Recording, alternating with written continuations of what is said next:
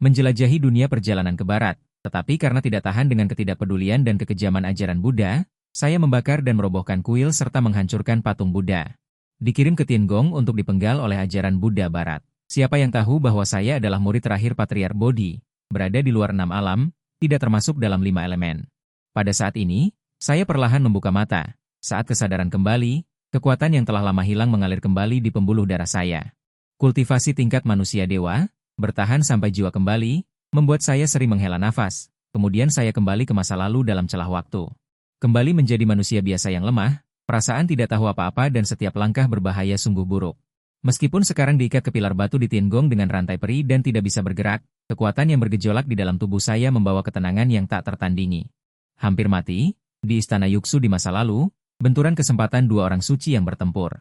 Sudah cukup untuk membuat orang seperti saya, tingkat manusia dewa, musnah berkali-kali. Apalagi saat itu saya masih manusia biasa. Dan akhirnya cakram giok yang jatuh dari langit. Melampaui pemahaman saya, secara langsung menekan pertempuran para orang suci. Dan saya seperti semut yang tersapu badai. Dan saya dijemput kembali. Bagaimana situasi sekarang? Saya mengguncang kepala saya yang pusing, mengamati sekeliling. Semua yang terlihat berantakan, seluruh Tiangong telah menjadi debu, pilar batu di bawah adalah satu-satunya yang masih utuh. Istana Ling Xiao yang seharusnya megah di kejauhan, kini runtuh dan patah, berasap hitam di mana-mana. Langit dipenuhi retakan, energi kekacauan merembes keluar, astaga. Ini adalah penghancuran Tiangong, Kaisar Giok masih bisa menahannya? Bagaimana dengan mereka? Pandangan menyapu, di balik awan di kejauhan, di sudut reruntuhan. Banyak pejabat peri dan jenderal mengintip dan melihat sekeliling, wajah mereka rumit tetapi tidak ada seorang pun yang maju. Saya mendongak memandang ke langit. Para biksu Buddha, Puxian dan 18 Arhat, DLL, disingkirkan ke samping, terhuyung-huyung. Formasi berantakan, sama sekali tidak bisa masuk ke dalam pertempuran inti, pandangan kamera. 3 aliran cahaya yang cemerlang mengejar erat satu aliran cahaya emas yang redup ke barat, merobek lapisan demi lapisan tirai langit, 3 aliran cahaya itu. Satu aliran cahaya emas mendominasi, 1 kilau perak tajam, 1 api merah membara. Cahaya emas yang dikejar sangat tertekan, berlari ke kiri dan ke kanan, di mana lagi ada penampilan seorang Buddha. Itu Sun Wukong, Yang Jian, dan Nezha, mereka mengejar Randeng. Melihat penampilannya, Randeng hampir tidak bisa bertahan. Kegembiraan melonjak di hati. Benar-benar luar biasa. Berpegangan pada kaki ketiga kakak laki-laki, itu adalah keputusan yang sangat tepat sejak saya menyeberang. Saya pikir saya pasti akan mati, menghadapi keberadaan seperti Buddha Randeng, apalagi saya seorang manusia dewa. Bahkan dewa yang paling kuat pun sulit untuk dilawan, dan dia bahkan sudah bersiap untuk dihukum. Namun, dia tidak menyangka mereka akan menghormatiku. Mereka tidak segan-segan membalikan surga untuk mengejar seorang biksu. Kaisar Api, dari barat, memunculkan cahaya keemasan yang agung. Cahaya itu lembut dan luas, menyinari 3 dunia tanpa suara pedang dan kuda perang. Hanya ada belas kasih dan ketenangan yang menenteramkan hati segala makhluk dan membuat semua makhluk bertobat. Begitu cahaya Buddha muncul. Pertarungan ganas di surga, hukum yang hancur, dan angin kencang yang mengamuk terhenti sejenak. Semua dewa yang bertikai dalam hati mereka merasakan dorongan untuk meletakkan pisau pembantaian dan menjadi Buddha seketika. Pikiran ini tidak masuk akal tetapi mengakar kuat, membuat mereka tidak bisa menolak. Di atas langit yang tinggi. Di mata Randeng yang melarikan diri dengan malu, dia melihat bahwa keselamatan sudah dekat di dalam cahaya Buddha, dan kegembiraan melonjak ke seluruh tubuhnya. Teriakan melengking, "Selamatkan aku, Yang Mulia." Kali ini, tidak ada lagi keputusasaan, hanya rasa lega setelah bencana dan kebencian yang mengintai. Dia hampir bisa melihat ketiganya. Sun Wukong berubah menjadi debu di bawah telapak tangan Buddha yang menutupi langit. Ketiga yang mengejar tiba-tiba berhenti. Mereka menjaga jarak, ekspresi mereka serius, menengadah ke mata surgawi yang membelalak. Dengan suara berat, mereka meraung, "Hati-hati, orang tua Buddha Tathagata di dunia ini." Nezha memegang tombak api, tanda api di dahinya berdenyut lebih kuat. Sun Wukong membawa tongkat emasnya di bahunya. Dia menyeringai, kilatan emas melesat dari matanya. Keinginan bertarungnya tidak berkurang, malah bertambah. "Hei, bagus sekali. Bertahun-tahun lalu, dia menekanku di bawah Gunung 5 Elemen selama 500 tahun. Akun ini belum selesai. Hari ini, kita akan menyelesaikan dendam lama dan baru bersama-sama. Siapapun dia, bahkan Tathagata, aku akan mengalahkan satu persatu." Analisis. Meskipun demikian, ketiganya tahu bahwa jika yang datang benar-benar Tathagata, hal-hal hari ini akan sulit diselesaikan. Dia adalah seorang bijak agung di puncak 3 dunia, dengan kekuatan yang luar biasa. Perbedaannya sangat besar dengan Buddha masa lalu seperti Randeng yang menjadi terkenal melalui harta karun surgawi, di bawah perhatian semua orang. Cahaya Buddha yang damai memancar, dan sosok muncul. Dia mengenakan jubah Buddha, dadanya terbuka, dan wajahnya tersenyum abadi. Telinganya menjuntai hingga ke bahunya, alisnya baik hati, dan matanya penuh kasih. Dia ternyata adalah Buddha masa depan, Maitreya. Bukan Tathagata. Kegembiraan di wajah Randeng langsung membeku. Sun Wukong dan ketiganya tertegun. Bagaimana bisa dia, biksu gemuk yang damai, Maitreya melayang di udara. Ruang yang pecah di semua tempat menyatu kembali secara mandiri. Energi spiritual yang kacau kembali tenang. Dia menyatukan kedua tangannya. Dia bergerak dengan lembut. Buddha Maitreya yang jahat, dengan sikap yang lembut dan sopan.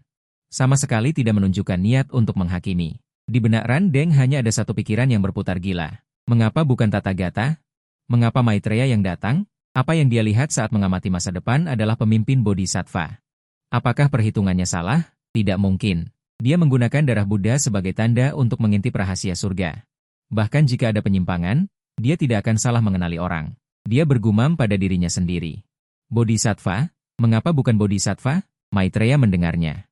Senyumnya semakin lebar. Dia melambaikan tangan ke arah Randeng, perlahan merapikan pikirannya. Saat ini dia hanyalah Buddha Timur. Mana berani menyebut dirinya Bodhisattva? Bodhisattva sedang menyampaikan ajaran di Lingsan. Panggilan seperti ini.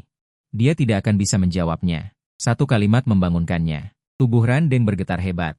Matanya terbelalak. Matanya penuh dengan ketidakpercayaan, keterkejutan, dan rasa dingin yang menusuk tulang. Dia mengerti. Maitreya adalah Buddha masa depan, dan dia adalah Maitreya di masa depan. Kekuatan supranaturalnya tidak salah. Perhitungannya juga tidak salah. Langit sangat kejam. Takdir sangat konyol. Dia telah berencana seumur hidup, tetapi malah dijebak oleh seni perhitungan yang paling dia kuasai. Ini benar-benar lelucon besar di tiga alam. Dia menyemburkan darah esensinya. Kali ini dia benar-benar marah pada dirinya sendiri. Napasnya langsung melemah hingga titik terendah. Sun Wukong membawa Rui Jingubang. Melihat Randeng sudah diambang kehancuran, dia tidak terburu-buru untuk bertindak. Dia menatap Maitreya. Dia menggoyangkan tongkatnya di ujungnya dan berkata tanpa suara, "Biksu gendut. Dalam perjalanan ke barat, aku juga pernah berhutang budi padamu. Kejadian hari ini. Jika kau menutup mata, dan menganggap tidak melihatnya, aku akan membalas budi ini padamu. Tetapi jika kau bersikeras untuk membela biksu tua ini, jangan salahkan tongkatku yang tidak mengenal Buddha masa depan." Kata-kata ini memberinya ruang. Kesulitan di kuil guntur kecil saat itu, meskipun disebabkan oleh pelayan Maitreya. Tetapi Maitreya sendiri memberinya muka. Sun Wukong jelas tentang rasa syukur dan kebencian. Jika dia tidak perlu bertarung, dia tidak ingin membuat musuh yang kuat. Enezha dan Yang Jian tidak berkata apa-apa, hanya memegang senjata mereka lebih erat, mata mereka terkunci pada Maitreya. Sedikit gerakan pun akan memicu serangan petir. Maitreya tersenyum lebih dalam. Dia terus mengibaskan tangan besarnya yang gemuk. Aku datang bukan untuk mencari keributan. 77 bukan karena Buddha Randeng, apalagi untuk menyusahkan ketiga Dewa Agung. Dia menyatakan posisinya terlebih dahulu. 78 dia kemudian mengelilingi ketiganya. Bersikap rendah hati, tapi terlihat jelas. 79 fondasi jalan Buddha hanya sebatas ini. Sekarang dia hanya Buddha datang dari timur, bahkan jarang menginjakan kaki di Gunung Ling. 80 lagi pula, Buddha membuat sumpah besar di hadapan Buddha tahun lalu. 81 saat membantu semua makhluk hidup, dia tidak akan pernah bertempur sendiri, menodai kesuciannya dengan darah. 82 merusak jalan agungnya. Sumpah ini diketahui oleh langit dan bumi, disaksikan oleh ketiga alam. 83 dia berhenti sejenak, menatap ketiga orang yang penuh semangat bertarung, senyumnya sedikit sarkastik. 84 selain itu, berapa banyak kekuatan yang dimiliki Buddha, dia tahu betul.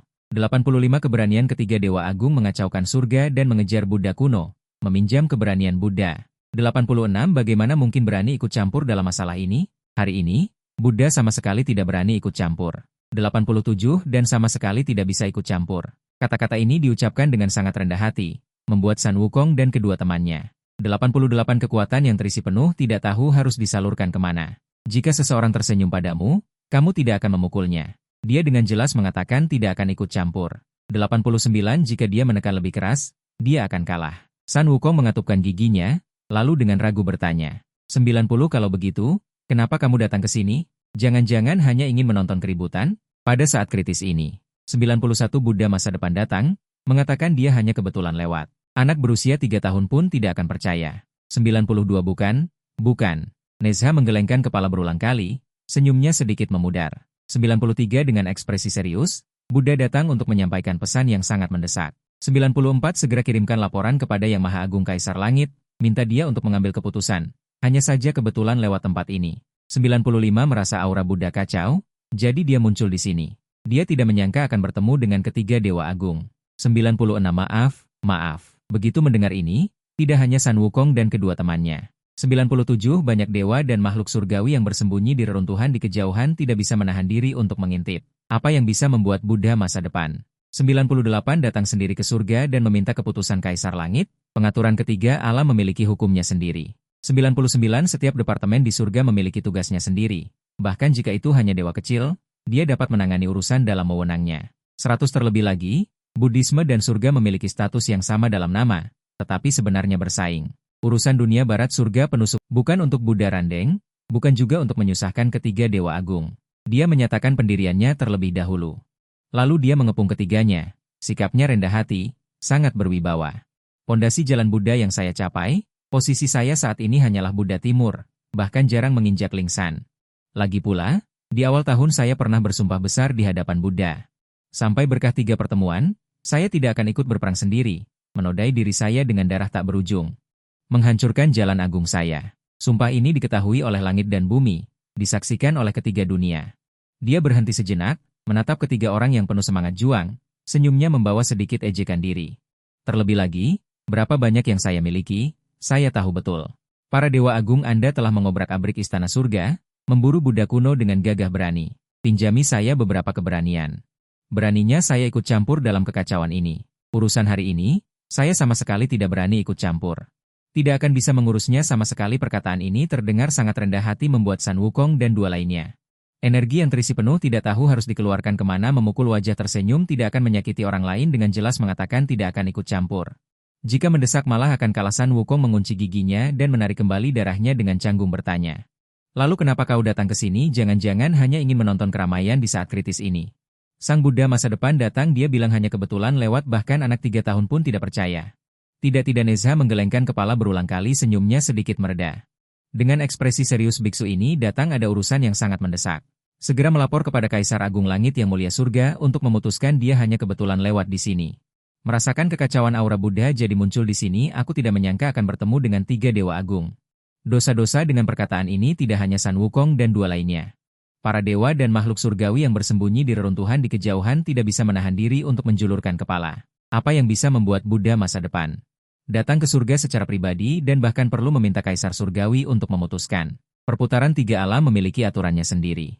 Setiap departemen di surga memiliki tugasnya masing-masing. Bahkan makhluk surgawi rendahan pun dapat menangani urusan dalam wewenang mereka sendiri. Dan ajaran Buddha dan surga memiliki status yang sama, tetapi sebenarnya saling bersaing. Urusan alam barat sukacita murni selalu ditangani sendiri. Tidak pernah perlu meminta izin. Kaisar Giok terakhir kali berjuang seperti ini adalah untuk rencana besar perjalanan ke barat. Rulai datang sendiri ke istana Ling Xiao untuk berdiskusi. Sekarang Maitreya datang sendiri dan berbicara dengan serius. Mungkinkah ada peristiwa besar yang setara dengan perjalanan ke barat yang terjadi lagi? Para pejabat abadi dan jenderal ilahi berpikir keras, menjulurkan telinga mereka dan tidak berani bernapas takut melewatkan berita penting. Mata langit di alis Yang Jian sedikit terbuka dan tertutup menyinari cahaya ilahi dan berbicara dengan tenang. Apa yang dikatakan Buddha itu begitu mendesak. Maitreya menghela napas panjang. Wajahnya jarang menunjukkan kesedihan dan kesedihan. Oh, hal ini mengatakan. Sungguh bencana besar. Kota-kota makmur di Nanzhan Buzhou kini sedang mengalami bencana yang belum pernah terjadi sebelumnya. Semua makhluk hidup menderita, darah mengalir kemana-mana. Dunia fana telah berubah menjadi neraka. Buddha kita yang maha pengasih dan maha penyayang Guanyin Bodhisattva mendengar penderitaan dan menyelamatkannya. Dia sudah datang ke dunia fana pada saat pertama. Menabur embun suci dan menyelamatkan jutaan orang. Namun bencana ini. Kemarahan begitu besar telah melampaui yang biasa. Bahkan Guanyin Bodhisattva mencurahkan semua kekuatan magisnya, tapi itu seperti setetes air di lautan, tidak bisa menopang sendirian. Apa kehebohan menyebar kemana-mana. Para dewa dan abadi saling memandang. Wajah mereka penuh ketidakpercayaan. Kekacauan di dunia fana bukanlah hal yang aneh. Pergantian dinasti adalah siklus surga. Tetapi perubahan apa yang bisa membuat Guanyin Bodhisattva tidak berdaya ini belum pernah terjadi sebelumnya dalam ingatan para dewa di istana surgawi. Sejak bencana Fengshen Sancai tatanan dunia ditetapkan, meskipun ada perang di dunia fana, semuanya berada dalam lingkup dao surga. Hanya sedikit yang bisa disebut bencana besar yang tidak dapat dipecahkan. Sekarang dunia fana adalah dinasti Litang. Sejak berdirinya negara itu, kekuatan nasional berkembang pesat, disukai oleh Taishan Daozu sebagai patriark keluarga. Setelah Buddha datang ke timur, akarnya kokoh. Secara intelektual ada penasihat yang membuat strategi, tidak ada lawan dinasti Qin.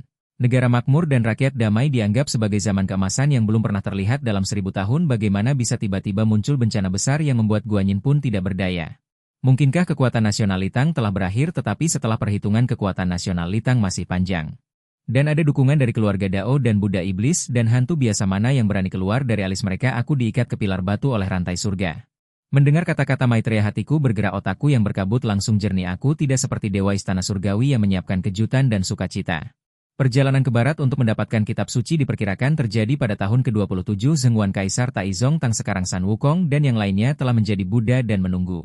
Meskipun garis waktu merah sedikit menyimpang karena perbedaan antara surga dan Buddha, Kaisar Taizong Zhenjing dan Raja Naga diperpanjang selama 20 tahun, seharusnya berada di Zhenguan ke-33.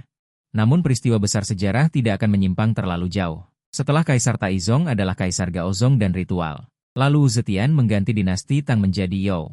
Kemudian dinasti Li Tang kembali berkuasa, melalui Kaisar Ruizong, Kaisar Suzong, Kaisar Xuanzong. Jika dihitung dari akhir masa Zhenguan, itu lebih dari 100 tahun. Saat itulah Kaisar Xuanzong Lilongji dari dinasti Tang berkuasa di masa akhir pemerintahannya. Setelah puncak masa kejayaan Kaiyuan, tibalah masa Tianbao yang berubah drastis. Sebuah nama terlintas di benakku. Aku mengerti segalanya. Itu adalah gejolak besar yang melanda Tiongkok. Berlangsung selama 8 tahun. Populasi Han berkurang drastis jutaan. Ribuan mil tidak berpenghuni. Tengkorak berserakan di lapangan. Kekejaman dan kebencian jelas bukan sesuatu yang bisa diatasi oleh kekuatan gaib biasa. Meskipun Bodhisattva Guanyin memiliki kekuatan gaib yang besar. Menghadapi bencana besar yang disebabkan oleh arus manusia, ia mungkin hanya bisa menyelamatkan satu kota tetapi tidak bisa menyelamatkan seluruh dunia. Bukan karena kekuatannya tidak cukup, tetapi karena karma terlalu besar. Seorang Bodhisattva tidak sanggup menanggungnya. Justru saat aku ditekan di atas altar pemenggalan, dan San Wukong beserta 2 rekannya membuat keributan di istana surgawi untukku, bencana besar melanda dunia fana. Aku menjilat bibirku, merasakan campur aduk emosi di hatiku. Sayang sekali kali ini. Aku tidak berada di dunia fana. Para pejabat surgawi dan jenderal ilahi di sekitarku sudah kacau balau, berantakan. Nanzhan Buzhou, Istana Tianli. Bagaimana bisa terjadi hal seperti ini? Seorang dewa tua dengan rambut putih membelai jenggotnya, wajahnya penuh kebingungan. Aku sudah tidak turun ke dunia fana selama lebih dari 300 tahun. Beberapa tahun lalu aku mendengar Kaisar Tang masih melakukan upacara penyegelan di Gunung Tai. Betapa bersemangatnya dia. Bagaimana bisa masa kejayaan seperti itu tiba-tiba runtuh? Dulu ketika Wu Zetian menobatkan diri sebagai kaisar dan mengganti dinasti Tang menjadi Youo, istana dipenuhi asap busuk, dan perbatasan diserbu. Pengamatan langit tidak menimbulkan keributan sebesar itu. Sekarang dinasti Li Tang kembali memegang kendali atas negara dan gelombang baru muncul. Seharusnya era baru yang makmur muncul, mengapa malah lebih buruk dari sebelumnya? Bahkan Bodhisattva Guanyin tidak berdaya. Berapa banyak orang yang harus mati? Berapa banyak dosa yang harus dilakukan? Kami yang lama berdiam di surga dan fokus pada kultivasi. Semakin mengabaikan urusan dunia fana. Para dewa yang berbicara menentang kebingungan, seluruh ruangan terkejut dan tidak mengerti. Sebagian besar dari mereka menutup diri selama 100 tahun. Perubahan dinasti di dunia fana hanya sekejap mata. Tidak ada yang menyangka kerajaan fana yang makmur dan berkembang. Ternyata telah jatuh ke jurang kehancuran yang tak terpulihkan. Di tengah diskusi, seseorang perlahan keluar. Mengenakan jubah kasaya berlapis brokat, wajahnya khusyuk. Dialah Tang Sanzang, yang dikenal sebagai biksu Tang yang berbakti dan memupuk kebajikan. Dia menghadap para dewa, kedua tangan terkatup, wajahnya sedih. Semua yang dikatakan oleh Buddha Maitreya benar adanya. Saat aku masih berada di dunia fana. Di dalam kota Chang'an, bau darah tercium menusuk hidung. Di luar kuil, tumpukan mayat setinggi gunung. Di sepanjang tepi Sungai Kuning, di mana-mana terdengar ratapan pilu. Bencana ini belum pernah terjadi selama ribuan tahun, dan bukan masalah kecil. Tidak ada lagi yang meragukannya. Bahkan Buddha Chen Tangong berkata demikian, urusan dunia pasti sudah mencapai keadaan darurat. Senyum nilai menunjukkan sedikit kebingungan yang tulus, dia mengangkat tangannya dan bertanya. Seorang biksu yang rendah hati merasa sedikit bingung. Melihat ekspresi semua dewa yang hadir, seolah-olah mereka baru pertama kali mendengar tentang hal ini. Mungkinkah? Apakah karena Anda, yang mulia, tidak pernah mengirim seseorang untuk memberitahu surga? Pertanyaan ini membuat suasana yang baru saja tenang kembali tenggelam dalam keheningan yang lebih aneh. Para dewa yang tadinya terlihat bangga, kini ekspresi mereka menjadi rumit. Banyak pejabat surgawi yang wajahnya memerah lalu pucat. Pucat lalu membiru. Beberapa orang yang berpikiran cepat teringat kehidupan lampau mereka, wajah mereka memerah karena malu. Mata mereka melihat ke sekeliling dengan ragu, tidak berani menatap ke arah yang membingungkan. Lebih dari sekadar pemberitahuan, baru saja. Bodhisattva Guanyin, sebagai Tongzi Shancai, memang mengatakan bahwa makhluk hidup di dunia menderita, dan bodhisattva turun ke dunia itu menyakitkan. Tetapi pada saat itu, semua orang hanya fokus padaku, pada konfrontasi antara Sun Wukong dan Randeng. Siapa yang benar-benar akan memedulikan kata-kata seorang anak? Bagi mereka, itu hanyalah alasan Guanyin untuk tidak terlibat dalam air jiwa dan menjaga diri. Perselisihan internal Buddha, Randeng dan Sun Wukong tidak cocok. Guanyin tidak bisa menyinggung salah satu pihak. Mencari alasan untuk menghindar adalah hal yang normal. Adapun bencana dunia, dewa mana yang hadir tidak hidup selama ribuan tahun? Dunia datang dan pergi, perang, bencana, dan kelaparan telah sering terlihat. Bukankah selalu ada takdir dalam siklus surgawi? Dengan kekuatan supranatural Guanyin yang luar biasa, membantu manusia bukanlah hal yang sulit. Mengapa dia perlu menentang perintah Buddha? Bahkan Tang Sanzang bersaksi pada saat itu. Meskipun semua orang percaya sedikit karena menjaga muka, mereka masih merasa tidak yakin. Mereka merasa para guru dan murid berkomplot bersama. Siapa sangka bencana yang dikatakan begitu ringan oleh anak itu begitu serius. Seketika, banyak dewa dan jenderal surgawi merasa pipi mereka panas. Baru saja mereka berbicara dengan sungguh-sungguh tentang keterkejutan mereka terhadap dunia manusia dan kesedihan mereka untuk makhluk hidup, tetapi sebelumnya mereka telah menganggap masalah besar ini sebagai alasan untuk menghindar yang tidak penting. Perubahan sikap yang drastis adalah seperti menampar wajah mereka sendiri. Suasana di tempat itu semakin canggung. Beberapa dewa menunduk menatap kerikil di kaki mereka, beberapa jenderal menggerakkan ikat pinggang mereka. Semua orang mengerti alasannya, tetapi tidak ada yang mau menjadi yang pertama menembus keheningan ini. Maitreya tidak banyak bicara. Dia berbalik menghadap ke arah istana Baodian Ling Xiao di kedalaman awan.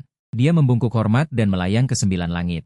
Setelah kata-katanya jatuh, suara gemuruh terdengar dari 9 langit, dengan ribuan pancaran tajam. Cahaya warna-warni menyebar, sebuah kereta yang ditarik oleh 9 naga emas bercakar 5. Dari kedalaman aula Ling Xiao yang megah terdengar suara bergema dan agung, diselimuti keagungan yang berdenyut. Wibawa kekaisaran menyebar. 177 menyelimuti seluruh langit, itulah otoritas tertinggi yang menyatukan 3 alam, memegang hukum langit. 178 tenang dan teguh, namun membuat orang tak berani menatap langsung. Langit, yang kacau balau akibat pertempuran sebelumnya, seketika kembali tertata di bawah aura ini. 179 hormat kami kepada Yang Mulia berumur panjang, dipimpin oleh Taibai Jinsing. 180 semua pejabat surgawi dan jenderal ilahi di reruntuhan berlutut serentak, suara mereka menggema di seluruh langit. 181 hormat kami kepada Kaisar Giok Agung.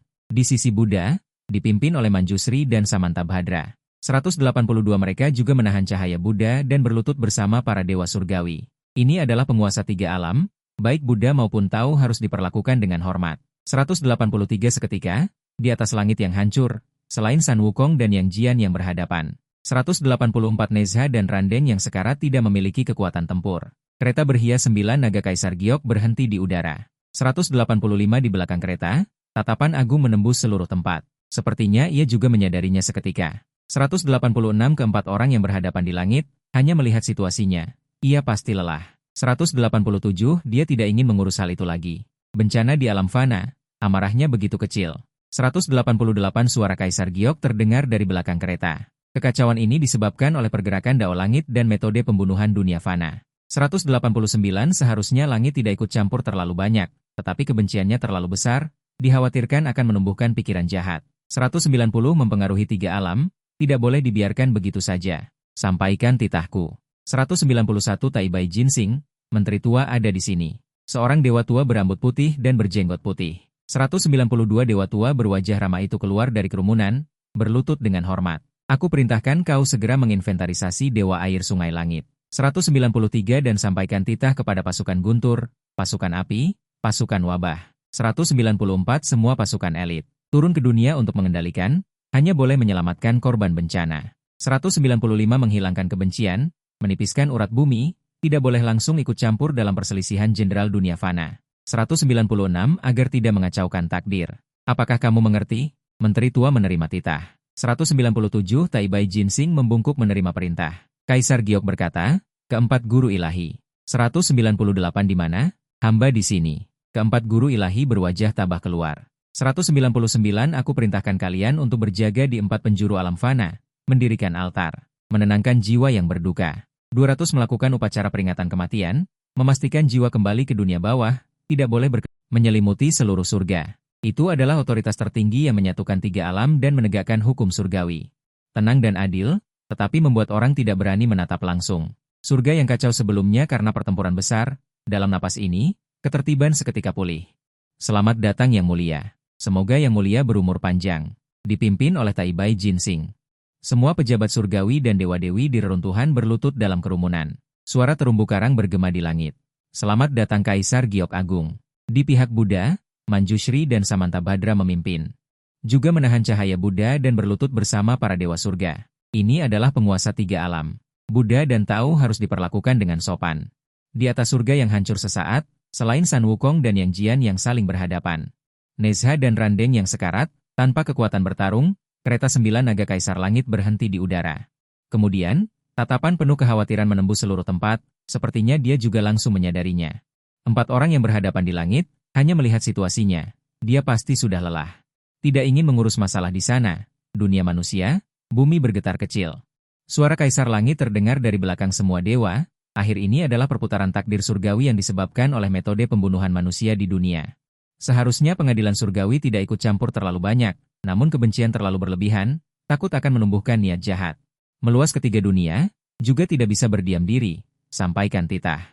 Taibai Jinsing, Menteri Tua ada, seorang dewa tua berambut putih berjenggot putih.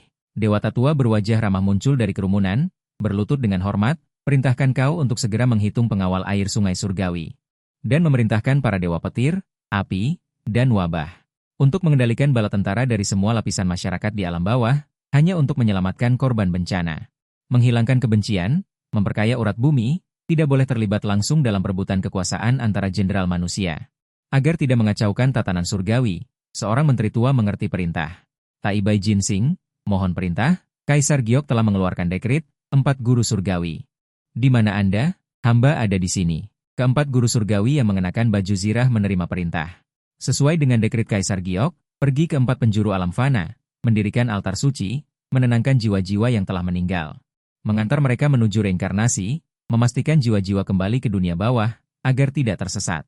Menjadi hantu terlantar menjaga dunia manusia, para pelayan mematuhi titah. Keempat Raja Naga memobilisasi air bukan hujan, mengendalikan awan bukan hujan.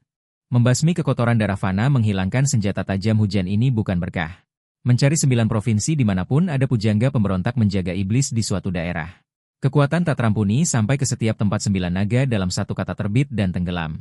Teratur dan jelas mesin besar istana surgawi ini mulai beroperasi secara efisien di bawah kehendak Kaisar Langit. Sebelumnya para dewa kuno istana surgawi menerima titah segera bangkit dan berubah menjadi aliran cahaya menuju posisi mereka, tapi para dewa dan Buddha telah memutuskan keinginan duniawi. Rasa ingin tahu lahir alami adegan yang begitu kacau balau ini bukan sesuatu yang bisa dilihat di masa-masa biasa. Seorang Buddha masa lalu hampir saja jatuh di istana surgawi. 3 pembunuh yang mengguncang 3 alam berhadapan dengan Buddha masa depan melibatkan takdir. Misteri tersembunyi masing-masing sudah cukup untuk mengguncang 3 alam, menjadi cerita menarik yang dibicarakan para dewa secara pribadi selama ratusan tahun. Sekarang babak bagus mencapai klimaks, harus pergi karena titah untuk mengurus urusan duniawi fana sungguh membuat orang gatal di hati. Oleh karena itu, di antara para dewa kuno yang pergi banyak yang menyeret kaki mereka tidak ingin pergi, terus memandang ke belakang sambil bergumam janji. Kaki mereka seolah tertanam di tanah, selalu ingin melihat lebih banyak, mendengar lebih banyak. Misalnya dewa pengumpul roh, seharusnya Taibai Jinsing menginstruksikan dewa air langit dia adalah bawahan harusnya segera bergegas. Tapi dia malah berdiri di atas awan, sepasang mata besar yang jernih menatap tajam pada beberapa orang yang berhadapan di kejauhan, tidak bergerak setengah hari. Dewa petir berkata, ini benar-benar tontonan yang langka, tongkat kuda peliharaan itu. Tombak Erlang Zhenjun dan pistol roket dewa hebat Sanhai, ketiga orang itu bekerja sama membuat patriar tua seperti anjing kehilangan rumah. Menyenangkan, hasil ini juga harus diurus di dunia fana. Dewa bagian petir yang akrab terbang melewatinya. Melihat dia linglung mendesak dewa pengumpul roh, masih linglung kenapa? Kaisar Langit punya titah bagian petir juga harus mengirimkan pasukan elit ke bawah, kita berdua tidak akan cepat kembali dan menghitung kucing. Dewa pengumpul roh baru saja terbangun dari mimpi bertanya dengan suara tercekik, oh. Baiklah, saya datang. Sambil berkata begitu kaki mereka melambat setengah ketukan, akhirnya tidak bisa menahan diri untuk menoleh sekali lagi. Baru dengan enggan naik awan meninggalkannya, melaporkan kepada Kaisar Langit Agung, saya, biksu ini, atas persembahan Kaisar Tang Agung begitu banyak pencapaian saat ini tanah Jingdong dalam kesulitan, saya, biksu ini, bersedia mengembalikan dunia fana. Baru tercapai pencapaian hari ini, Jingdong mengalami kesulitan, Ping Seng bertekad untuk kembali ke alam fana. Dengan ajaran Buddha untuk meredakan kekerasan, menenangkan rakyat, mohon kedatangan Agung Mulia. Tang Sanzang bangkit dan menawarkan diri. Kaisar Giok yang tenang terdiam sejenak, perlahan berkata, baiklah, terima kasih Agung Mulia. Tang Sanzang bangkit menerima perintah. Kemudian berubah menjadi cahaya Buddha, segera menuju gerbang selatan. Wajah rentaka Buddha yang sudah seperti abu. Semakin suram sekarang. Dia membuka mulutnya, kepala monyet bergerak. Kata, iblis, hampir keluar dari mulutnya. Tetapi sekilas matanya melihat tongkat besi San Wukong dengan ujungnya mengarah ke samping. Tongkat itu bersih, tanpa debu, tanpa cahaya, tetapi memiliki kekuatan murni yang menekan sepanjang zaman, siap untuk dihancurkan. Kata-kata yang sudah di ujung lidah ditelan kembali, disertai darah beku yang kering di tenggorokan menyumbat hatinya, membuat kepalanya pusing karena rasa sakit. Terlalu sulit, sungguh terlalu sulit. Hatinya bergolak. Kadang kebencian, kadang kemarahan, kadang kesedihan yang menusuk tulang. Ajaran Buddha tidak bersatu.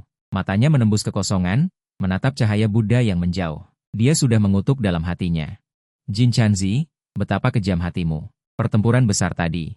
Kau bersembunyi di gunung dan menonton dengan senang hati. Ajaran Buddha dan Istana Langit bertikai hebat, kau sebagai Buddha kebajikan tidak bersuara. Tidak sepatah kata pun, hanya menjadi penonton di dinding. Sekarang Kaisar Giok berkata ada bencana di alam fana. Kau yang pertama maju, mengatakan bahwa Tanah Timur dalam kesulitan dan harus menenangkan rakyat, pergi begitu tergesa-gesa. Kau pikir aku tidak tahu pikiranmu. Di Istana Langit ini, jika ada orang lain yang bisa menahan iblis ini. Selain kau yang telah menjadi gurunya selama 500 tahun, siapa lagi? Kalian berdua guru dan murid. Meskipun ada banyak rintangan dalam kultivasi, perasaan tidak bisa dipalsukan. Tidak perlu kau membantu. Cukup berlama-lama di sini sebentar, bicara sedikit saja bagiku sudah merupakan perubahan besar. Tapi kau bahkan tidak melihatku, kau hanya menerima dekret dan pergi tanpa menoleh ke belakang, seolah takut menanggung sedikit pun karma. Sungguh Buddha kebajikan, sungguh Jin Chanzi yang maha pengasih. Bertahun-tahun lalu, saat kau berkultivasi di Gunung Ling, kau ditakdirkan oleh Yang Mulia untuk turun ke alam fana menjalani cobaan. Sekarang kebajikan telah sempurna, jalan lurus telah dicapai, apakah kau sudah melupakan kepentingan fundamental ajaran Buddha? Semakin Redentaka berpikir, semakin marah dia. Satu Buddha masa depan mencari perlindungan diri, satu Buddha kebajikan peduli pada rakyat dan bergegas turun ke alam fana. Siapa yang akan peduli dengan nasibnya sebagai Buddha masa lalu?